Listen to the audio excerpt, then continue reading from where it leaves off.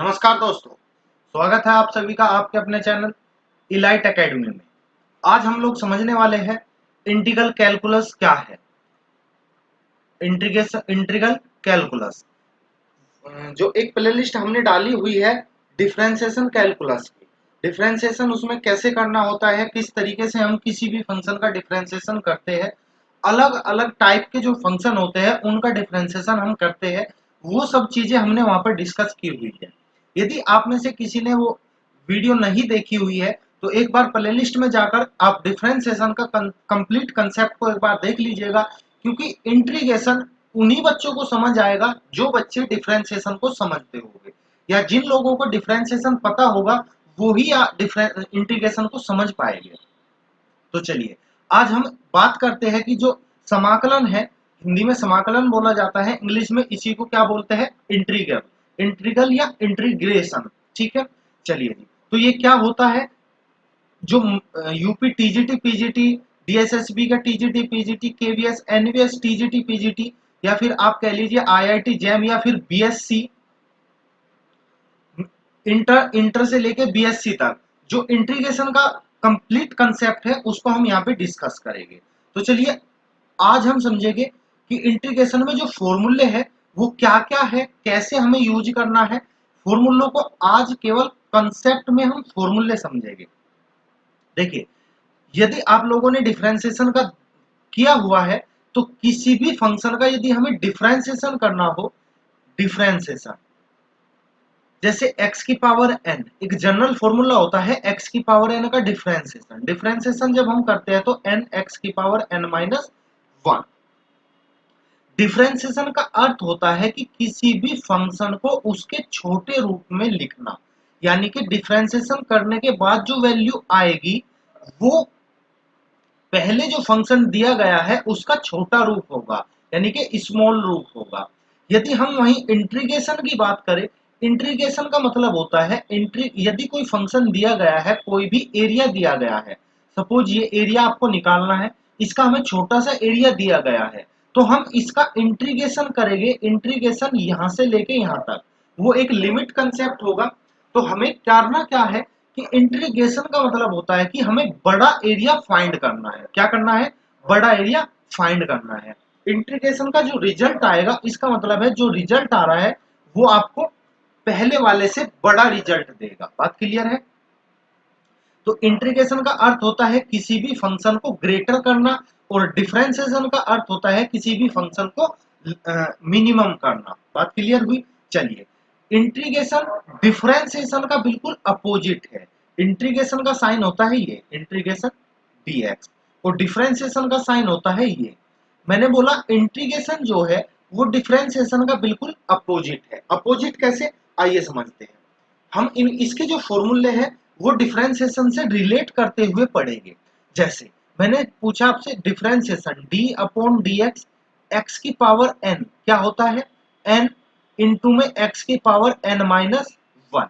यहाँ पर क्या किया जाता है, पावर कम किया जाता है, माइनस किया जाता है। लेकिन यदि मैं यहीं पे बात करता हूँ इंटीग्रेशन, इंटीग्रेशन x की पावर n dx, यहाँ पर देखिएगा इसके इधर dx लिखा जाता है, यहाँ पर डिवाइड में dx लिखा जाता है। ठीक है, तो यदि हम x की पावर n का इंटीग्रेशन करते हैं तो यहाँ पर आएगा x की पावर n प्लस 1 और डिवाइड में n प्लस 1। यहाँ पर समझिएगा हम पावर कम कर रहे हैं। पावर कम करेंगे तो डिफरेंशिएशन होता है, और पावर अधिक करेंगे, प्लस करेंगे तो वो इंटीग्रेशन होता है। बात क्लियर? इसी तरीके से जैसे हमने यहाँ पर d अपॉन डी एक्स, किसी भी कांस्टेंट वैल्यू, इसका डिफरेंशिएशन क्या होता है, जीरो होता है। लेकिन यदि मैंने आपसे पूछा differentiation dx upon x, x 1x का आपसे डिफरेंशिएशन पूछा, तो आप यहाँ पे इसकी पावर कम करते हो तो यहाँ पे कांस्टेंट आ जाएगा, जो भी यहाँ पे मल्टीप्लाई में होगा वो कांस्टेंट आ जाएगा। लेकिन यदि मैं आपसे यहाँ पे पूछता हूँ कि हमने यदि किसी कांस्टेंट का इंटीग्रेशन करना है, कांस्टेंट का क्या करना है, इंटीग्रेशन करना है, तो यहाँ पर जो भी कांस्टेंट टर्म दी गई है उसके मल्टीप्लाई में आपको क्या लिख देना है, x लिख देना है। बात क्लियर है? क्या लिख देना है भाई, x लिख देते हैं। इनमें मोस्टली कुछ बुक में फॉर्मूले होते हैं जिसमें प्लस सी लिखा होता है, यहाँ पर भी प्लस सी लिखा होता है। ठीक है, इसका अर्थ ये लिखा क्यों जाता है, आगे चल के आप पढ़ोगे डबल इंटीग्रेशन या डबल डिफरेंशिएशन जैसे करते थे, तो दो बार डिफरेंशिएशन करने पर सपोज हमने यहाँ पर एक फंक्शन लिया a x square plus b x, ठीक है। हमने क्या कि इसका दो बार डिफरेंशिएशन करना है, एक बार डिफरेंशिएशन किया, इसको वाई लेट किया जाए,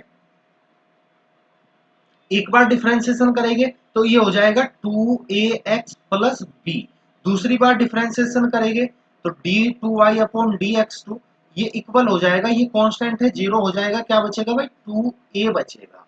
मैंने बोला जो इंटीग्रेशन होता है, जो इंटीग्रेशन होता है वो डिफरेंशिएशन का अपोजिट होता है। अपोजिट का मतलब है यदि हम इसका डिफरेंशिएशन करें तो आपका आंसर ये आ जाना चाहिए। हमने यहाँ पर 2x 2a 2a का डिफरेंशिएशन किया, मैंने बोला है यदि यहाँ पर कोई कांस्टेंट वैल्यू है तो वहां पर मल्टीप्लाई में क्या हो जाता है, वेरिएबल आ जाता है, तो ये आ जाएगा 2ax प्लस सी। सी इसलिए ऐड किया जाता है क्योंकि यदि हमें एक बार और इंटीग्रेशन करना पड़ जाए तो हम पहले दिए हुए फंक्शन पर पहुंच जाए। बात क्लियर हुई? तो इसका दो बार इंटीग्रेशन, तीन बार इंटीग्रेशन, ये हम चीजें आगे समझेंगे। अभी फिलहाल कुछ फॉर्मूले हैं उनको लिख लेते हैं, ठीक है। यहां तक चलिए, जैसे यदि मैं आपसे पूछता हूं डिफरेंशिएशन आपको करना है log x का, log x का डिफरेंशिएशन होता है 1 अपॉन x। वहीं पर यदि मैं बात करता हूं इंटीग्रेशन 1 अपॉन x का इंटीग्रेशन यदि हमें करना है 1 अपॉन x का, यदि 1 अपॉन x का इंटीग्रेशन हम करते हैं तो ये आ जाएगा log x प्लस सी। मतलब जो आपने डिफरेंशिएशन में फॉर्मूले याद किए हुए हैं जस्ट उनका उल्टा है, ठीक है। जैसे d अपॉन dx, मैंने आपसे पूछा sin x, sin x का डिफरेंशिएशन क्या होता है, आप बोलोगे cos x होता है। तो अब यहाँ पर यदि हमें cos x का इंटीग्रेशन करना पड़ जाए तो जिसका ये डिफरेंशिएशन होता है वही उसका वही आंसर क्या आएगा, इंटीग्रेशन आएगा। तो यानी कि cos x का इंटीग्रेशन क्या होता है, sin x होता है। बात क्लियर हुई? तो ये सब चीजें, ये सब फॉर्मूले बिल्कुल अपोजिट है। तो यहाँ पर हम कुछ फॉर्मूले लिख लेते हैं इंटीग्रेशन के, जो इंटीग्रेशन में फॉर्मूले यूज होते हैं। बात क्लियर है? ठीक है, चलिए। जैसे हम बात करें integration sine x, integration sine x dx, इसका इंटीग्रेशन होता है minus cos x plus c. इसके बाद बात करते हैं, देखिए कोस एक्स का क्या होता है, साइन एक्स, लेकिन साइन एक्स का होता है माइनस कोस एक्स। ये चीजें, छोटी छोटी चीजें आपको याद रखनी है। जैसे यदि मैं बात करता हूं cosec square x dx equal, यदि मैं आपसे पूछूं कोसेक स्क्वायर एक्स किसका डिफरेंशिएशन होता है, तो आप बोलोगे कोसेक स्क्वायर एक्स कोट का होता है, लेकिन किस में वैल्यू देता है, माइनस में। तो यहां पर आपको लिख देना है माइनस कोट एक्स प्लस सी। जिसका भी आपको इंटीग्रेशन निकालना हो आप ये देख लीजिए कि वो किसका डिफरेंशिएशन होता है, जिसका वो डिफरेंशिएशन होगा वो ही आपका क्या होगा, आंसर होगा। बात क्लियर है? इसी तरीके से जैसे हम बात करें integration of sec square x dx, sec square किसका डिफरेंशिएशन होता है, सेक स्क्वायर होता है टेन एक्स का। यदि आपने टेन एक्स का डिफरेंशिएशन किया हो तो टेन एक्स का जो डिफरेंशिएशन होता है, मैंने बोला टेन एक्स का डिफरेंशिएशन टेन एक्स, तो टेन एक्स का जो डिफरेंशिएशन होता है वो होता है सेक स्क्वायर एक्स। तो यहाँ पर आपको इसका इंटीग्रेशन करना है, तो इंटीग्रेशन क्या हो जाएगा, टेन एक्स प्लस सी। बात क्लियर? इसी तरह होता है फॉर्मूले 1 upon square root of 1 minus x square dx, ये होता है sine inverse x plus c, integration 1 upon square root में sorry a square plus x square या 1 स्क्वायर plus x square dx equal क्या होगा, देखिए यदि आप टेन इनवर्स का इंटीग्रेशन करते हो, टेन इनवर्स एक्स का डिफरेंशिएशन करते हो, तो टेन इनवर्स एक्स का डिफरेंशिएशन आता है 1 अपॉन 1 प्लस एक्स स्क्वायर। यहाँ पे आपसे इसी का इंटीग्रेशन पूछा गया है तो क्या हो जाएगा, टेन इनवर्स एक्स प्लस सी, क्या हो जाएगा जी, टेन इनवर्स एक्स प्लस सी। बात क्लियर है? तो ये फॉर्मूले आपको याद रखने हैं, साथ साथ इनको नोट करते हुए चलना है। जो भी आपको फॉर्मूले नोट करना हो वीडियो को पॉज करना और उन फॉर्मूलों को सभी फॉर्मूलों को आपको नोट करते जाना है। यहाँ पर कुछ इंपोर्टेंट फॉर्मूले आ जाते हैं जब आपसे टीजीटी पीजीटी या आपको पेपर कोई सा भी एग्जाम हो, यदि वहां पे थोड़ा सा टफ बनाना होगा तो वहां पर कुछ बेसिक फॉर्मूले हैं जिनका यूज करके आप इंटीग्रेशन को कर सकते हैं। जैसे कि पहला देखेगा integration 1/a² plus x² dx। ये होता है जी 1/a tan inverse x/a plus c। बात क्लियर है। दूसरी चीज integration 1/a² minus x² dx equal क्या होगा जी 1/2a log a plus x upon में a माइनस एक्स प्लस सी। बात क्लियर है। चलिए इंटीग्रेशन यदि 1/स्क्वायर रूट में a² माइनस x² dx किया जाए तो इसका इंटीग्रेशन होता है साइन इनवर्स x/a प्लस सी।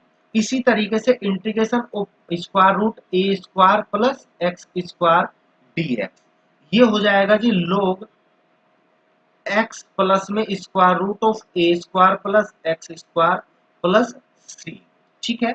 इसी तरह यदि हम यहाँ पे माइनस का करना चाहे integration of x² minus a² dx ये हो जाएगा log x plus square root में x² माइनस a² प्लस सी। तो ये फॉर्मूले हैं जो आपको याद रखने हैं। ठीक है। चलिए जी ये बेसिक जनरल फॉर्मूले थे। इसके बाद इसके साथ साथ कुछ इंपोर्टेंट फॉर्मूले ये कह सकते हो आप जो बहुत ज्यादा क्वेश्चन यदि पूछा जाता है टफ टाइप से, आप कहते हो कि पेपर थोड़ा सा टफ है या लेवल ऊपर करना है तो वहां पर इंटीग्रेशन देगा। इस टाइप के फॉर्मूले अप्लाई करने होंगे आपको। Integration square root of a² minus x² dx ये इक्वल होता है 1/2x square root of a² minus x² plus 1/2 a² sine inverse x/a plus सी। दूसरा इंटीग्रेशन of x² minus a² dx यहाँ पर क्या होगा जी 1/2x square root of x² minus a² minus 1/2 a² log x plus में square root x² minus a² plus सी। एक फॉर्मूला और होता है square root x² plus a² dx यहाँ पर भी 1/2x स्क्वायर रूट में a² plus x² plus 1/2 a² log x plus square root में x² प्लस a² और प्लस c। ठीक है। यहाँ पर ये कुछ फॉर्मूले हैं आपको जो याद रखने हैं। ठीक है जी। चलिए यहाँ पर एक मेन इंपोर्टेंट फॉर्मूला कह लीजिए या डायरेक्ट क्वेश्चन पूछा जाता है। डायरेक्ट आपको ये ऑप्शन दे देगा, क्वेश्चन दे देगा और आपसे आंसर पूछेगा। बिल्कुल डायरेक्ट हिट क्वेश्चन पूछा जाता है e की power ax sine bx dx इसका जो आंसर आएगा जो इसका इंटीग्रेशन होता है वो 1/a² प्लस b² e की power ax a sine bx minus b cos bx plus c। देखिए इनको हम डेराइव कैसे करते हैं या इनका आंसर कैसे आता है ये सब चीजें हम जब चैप्टर को डिस्कस करेंगे डिटेल में ये सब चीजें वहां पर आपको समझा दी जाएगी। लेकिन यहाँ पर आपको जस्ट फॉर्मूला याद रखना है कि फॉर्मूला क्या है। बात क्लियर है। चलिए जी इसके बाद जब हम पढ़ेंगे कि इंटीग्रेशन का जो यूज किया जाता है, इंटीग्रेशन का यूज क्या होता है। एक्चुअली इंटीग्रेशन दो टाइप का होता है। यदि हम इंटीग्रेशन को डिवाइड करें तो इंटीग्रेशन दो टाइप का होता है। एक तो होता है डेफिनेट इंटीग्रल, एक होता है इनडेफिनेट इंटीग्रल। ठीक है। यहाँ पे जो आपने अभी तक जो भी फॉर्मूले लिखवाए गए वो इनडेफिनेट इंटीग्रल के लिखवाए गए हैं। इनडेफिनेट इंटीग्रल तो फिर डेफिनेट इंटीग्रल क्या होता है। डेफिनेट इंटीग्रल का मतलब है डेफिनेट इंटीग्रल में आपको कुछ लिमिट एरिया दिया जाएगा।